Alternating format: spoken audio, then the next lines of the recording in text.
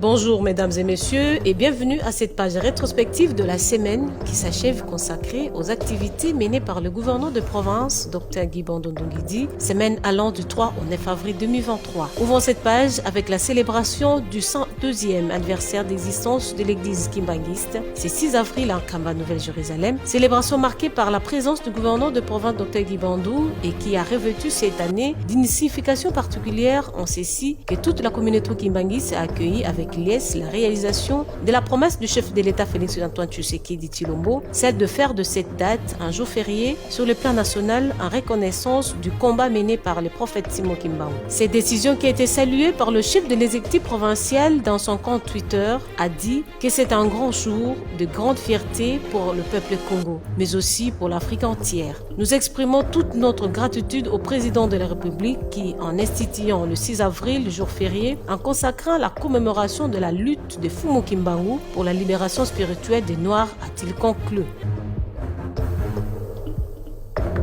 Dans un autre registre, les projets de réhabilitation de différents centres d'encadrement social de jeunes dans le Congo central a fait l'objet d'une audience que le gouverneur de province Dr Guy Bando a accordée dans son cabinet de travail à la délégation du ministère de la Jeunesse, Nouvelle Citoyenneté et Cohésion nationale du gouvernement central en mission au Congo central. C'était le mardi 4 avril.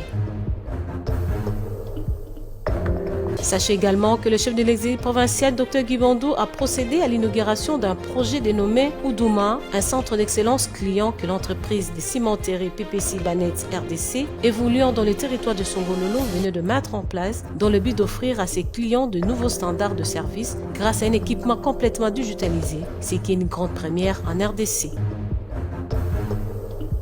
Par ailleurs, au nom du gouverneur de province, Dr Guy Bando, le ministre provincial des Transports et Voies de Communication et Désenclavement, Marc Matondo Kwanzambi, a présidé une réunion de mise au point sur la situation des arrêtés provinciaux portant contrôle technique des engins roulants importés via les ports internationaux de Boma. C'était le mardi 4 avril dans la salle de réunion de la mairie de Boma.